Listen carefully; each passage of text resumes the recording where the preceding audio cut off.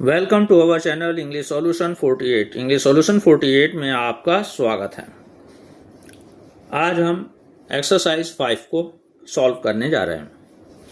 तो पहला लिखा हुआ है यहाँ एग्जाम्पल सॉल्व वाले में, either of you are responsible for this. तो सभी को मालूम है कि ईच है, एवरी है, आइदर है, नाइदर है। इसके बाद अगर ऑफ आता है तो नाउन या प्रोनाउन प्लूरल फॉर्म में होगा, लेकिन जो ये वर्ब है वो हमारी सिंगुलर फॉर्म में होना चाहिए।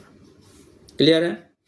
और अगर पजेसिव केस भी आएगा तो सब्जेक्ट सिंगुलर यानी ऑफ से पहले के अनुसार सिंगुलर का प्रयोग किया जाएगा। Second, I have no interest that he should go. तो मालूम होना चाहिए कि आई हैव नो इंटरेस्ट के बाद इन प्रेपोजिशन का प्रयोग किया जाता है, और जब प्रेपोजिशन में इन आया है तो उसके बाद जीरंड फॉर्म आएगी तो हो जाएगा इन हिज गोइंग। और रिलेशनशिप जब बनता है जीरंड का प्रोनाउन के साथ तो वो पजेसिव केस होता है। इसको जीरंड वाले चैप्टर में अच्छे से क्लियर किया जा चुका है। अब यहाँ फर्स्ट से स्टार्ट करते हैं। तो either he or I R to blame, या तो वह या मैं। तो आइदर और का जब कॉम्बिनेशन होता है तो वर्ब जो है वो हमारा सेकंड सब्जेक्ट के हिसाब से होगा। तो आई के साथ हम आर का प्रयोग ना करके एम का प्रयोग करेंगे। तो either he or I am to blame. Second है आई फियर, मुझे डर है, इट्स गोइंग टू रेन, बारिश होने जा रही है। तो ये इट्स जो वर्ड है वो आपका पजेसिव प्रोनाउन है, और हमें क्या चाहिए? सब्जेक्ट यानी इट। और इट इज, इसको जब शॉर्ट फॉर्म में लिखा जाता है तो अपॉस्ट्रोफी का प्रयोग किया जाता है। और इसी से चूंकि बोलते समय दोनों सिमिलर साउंड होते हैं, इट्स इट्स, तो ऐसे एग्जाम्पल्स मिलता है ताकि बच्चे कंफ्यूज हों और उनसे एक गलती हो जाए। तो आपको जानकारी होना चाहिए। थर्ड है वी बिलीव, हमें विश्वास है। तो बिलीव के साथ इन, टू गॉड की जगह हो जाएगा इन गॉड। हाँ, प्रे होता तो प्रे टू गॉड होता है और बिलीव इन गॉड, दोनों ध्यान दे लीजिए। ठीक है, यहां पर हमारा इन। नेक्स्ट आते हैं neither he laughs nor he sings. तो आप चूंकि देख रहे हैं कि दो वर्ब है और दोनों को डिफर करने के लिए नाइदर और नॉर का प्रयोग किया गया है, तो इनका जो प्रयोग होता है वो जिनमें कंपैरिजन है, यानी दो वर्ब में कंपैरिजन है तो उनके साथ ही आएगा। तो इंप्रूवमेंट हो जाएगा ही, नाइदर लाफ्स नॉर सिंग्स, ना तो हंसता है और ना ही रोता है। तो इसकी जो पोजीशन हो जाएगी वो यहाँ आफ्टर सब्जेक्ट और बिफोर फर्स्ट वर्ब। फिफ्थ में आ जाए कैमल। तो ये जो भी हमारे जानवर हैं इनका अगर हम फर्स्ट टाइम मेंशन करते हैं तो इनके साथ या तो अ या द। ठीक है, तो चूंकि जनरल केस है तो हमारा जो आंसर हो जाएगा आर्टिकल इंप्रूवमेंट में, the camel is a beast of burden, भार ढोने वाला जानवर है। तो बीस्ट ऑफ बर्डन का मतलब है भार ढोने वाला जानवर। सिक्स में आते हैं वी इंजॉयड, हमने आनंद उठाया, द थिएटर, किसका? थिएटर का। तो अगर हम लोग फिल्म का आनंद उठाते हैं या थिएटर का आनंद उठाते हैं तो रिफ्लेक्सिव प्रोनाउन का प्रयोग नहीं होता है। अगर ये ऑब्जेक्ट ना होता और लिखा होता we enjoyed in the theatre तो हमें रिफ्लेक्सिव लगाना पड़ता, तो हम लिखते we enjoyed ourselves in the theatre. ठीक है, ये चीज है। और आपको मालूम होना चाहिए कि ये जो एंजॉय वर्ड है वो किस चीज का एंजॉय किया, तो थिएटर का कोई एंजॉय नहीं करता बल्कि नाटक का एंजॉय करता है। तो आंसर अगर हम और अच्छे से समझना चाहें तो इस थिएटर वर्ड की जगह हमारा आ जाएगा we enjoyed the play. Okay, 7 में आ जाते हैं ही स्पीक्स वेल इंग्लिश। गलत ऑर्डर है, होना क्या चाहिए? ही स्पीक्स इंग्लिश वेल, यानी वेल जो है अच्छे तरीके से वो हमारा मैनर है और टू द लास्ट में प्रयोग किया जाएगा। ही स्पीक्स इंग्लिश, वह इंग्लिश बोलता है, वेल अच्छे तरीके से। फिर 8th में आते हैं, वाई यू स्टडी इंग्लिश, तो WH वर्ड है, फिर सब्जेक्ट है, जबकि कॉम्बिनेशन क्या होता है, WH वर्ड फिर हेल्पिंग वर्ब फिर सब्जेक्ट फिर मेन वर्ब। तो चूंकि टेंस के हिसाब से देखें तो ये प्रेजेंट इंडेफिनिट का है और यू के साथ प्रेजेंट इंडेफिनिट में हम जो यहाँ पर लगाएंगे हेल्पिंग वर्ब तो वो हो जाएगा डू। तो इम्प्रूवमेंट हो जाएगा, why do you study English, आप इंग्लिश क्यों पढ़ते हो। 9 नंबर में, he is ill for some days, तो जो सेंटेंस में सिंस और फॉर का प्रयोग किया जाता है वो आपका परफेक्ट का सेंस लेता है।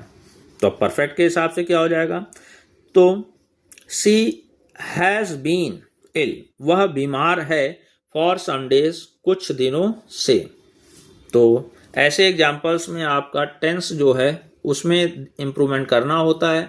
पहचान हमारी सिंस और फॉर प्लस टाइम दिया जाता है, जिससे ये होता है कि वो कार्य जो है पहले किसी समय से चल रहा है या खत्म हुआ है अभी रिसेंटली या अभी भी कंटिन्यू हुआ है। फिर 10th में आते हैं, ही इज गुड, तो गुड और बैड इन दो के साथ इन का प्रयोग नहीं किया जाता है प्रेपोजिशन में, हमारा किसका होता है, एट। तो ही इज गुड एट और आपका हेल्थ ऑब्जेक्ट।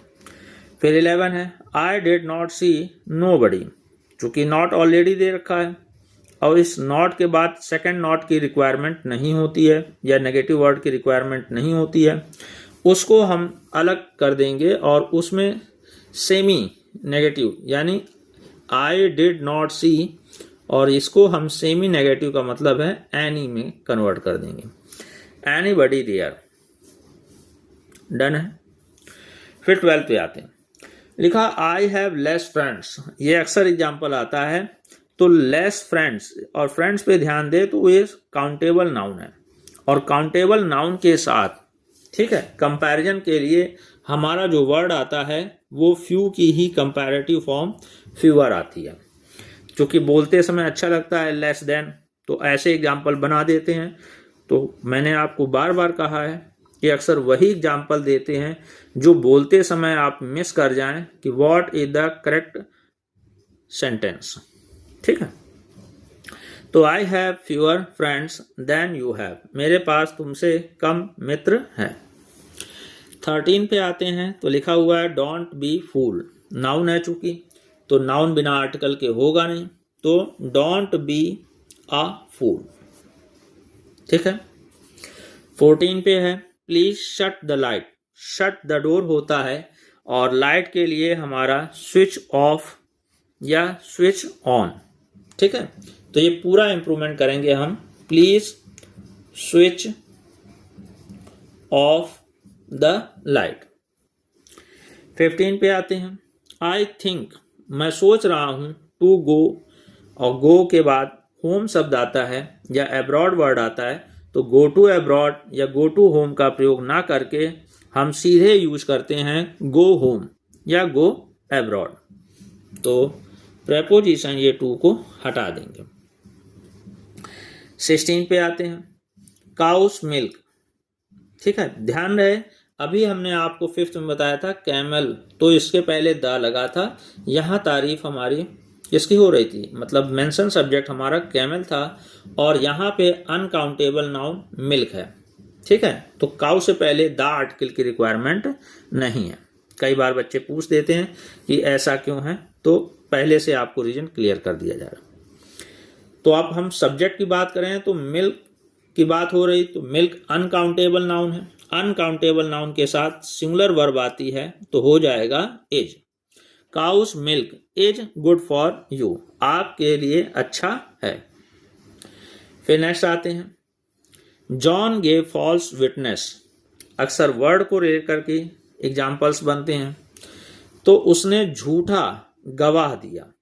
तो ये गवाह जो होता है फॉर पर्सन, विटनेस वर्ड जो होता है वो पर्सन के लिए आता है और इनको जो सेंटेंस का भाव है वो हमारा वस्तु को बताता है। तो इस वस्तु के लिए जो वर्ड आता है वो आता है एविडेंस। ठीक है, तो जॉन गेव फॉल्स एविडेंस। हाँ, अगेन ध्यान रहे, एविडेंस भी आपका अनकाउंटेबल सिंगुलर नाउन है, मतलब उसमें भी SAIS का यूज नहीं होता। 18 पे आते हैं।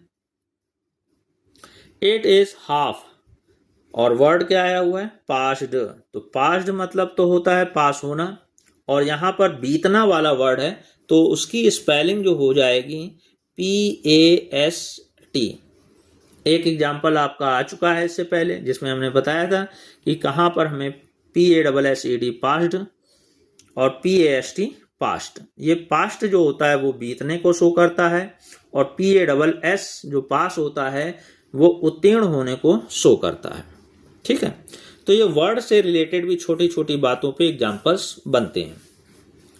फिर 19 पे आते हैं। लिखा है ही has not at nothing.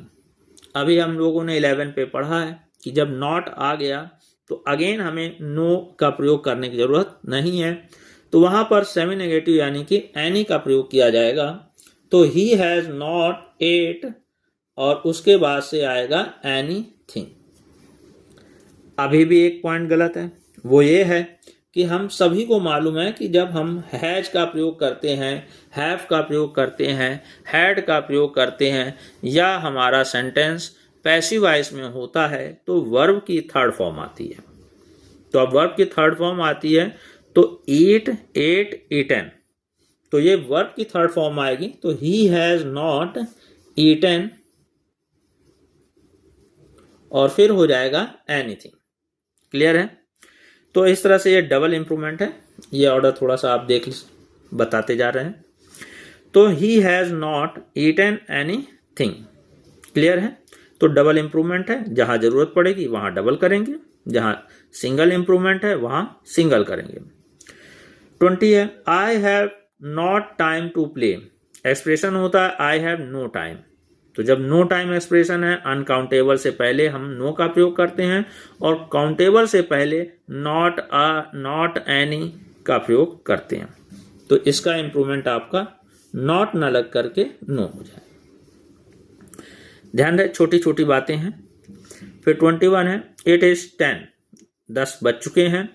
In my watch, ये हमारा ट्रांसलेशन है। एक्सप्रेशन क्या होता है? It is 10 by my watch.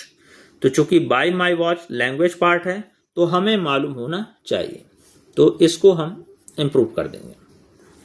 22 है नेवर टेल अ लाई, कभी झूठ मत बोलो। तो चूंकि मैंने आपसे बोला ना स्पीक द ट्रुथ और टेल अ लाई, तो ये आपका इंप्रूवमेंट होगा। ये बिना आर्टिकल का नहीं होता है, तो नहीं होता है तो फिर आपको एरर दिया जाएगा, तो आपको इंप्रूवमेंट करना है। और आर्टिकल में भी ध्यान देना है कि टेल अ लाई और स्पीक द ट्रुथ, तो जहां हमारा डेफिनेट आर्टिकल है, जहां हमारा इनडेफिनेट आर्टिकल है, उसकी जानकारी होना चाहिए और वही वर्ड का प्रयोग करना चाहिए। डिफर को दे करके एग्जाम्पल बनाते हैं। 23 है शी लव्स, वह प्रेम करती है, हर हस्बैंड, यानी बीच में हमें विद की या किसी भी प्रेपोजिशन की कोई रिक्वायरमेंट नहीं है। तो शी लव्स हर हस्बैंड, वह अपने पति से प्रेम करती है, डायरेक्ट आपका वर्ब और ऑब्जेक्ट रिलेशन है।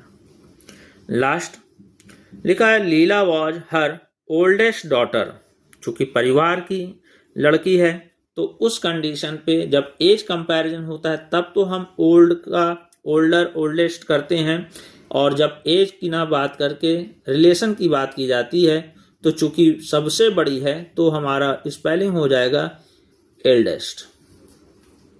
अगर कंपैरेटिव होता तो एल्डर। तो Leela was her eldest daughter. Okay, clear है? तो इस तरह से आप जैसे आप एक एक करके एग्जांपल्स देखते जा रहे हैं, क्वेरी आ रही है, उन क्वेरी को नोट किया जा रहा है, वो आपको एक साथ जब 2-3 लोगों का इकट्ठे आएगा जिसमें एक थीम बन सके तो आपको एक वीडियो में प्रोवाइड कर दिया जाएगा। Thank you very much. आज के लिए इतना ही।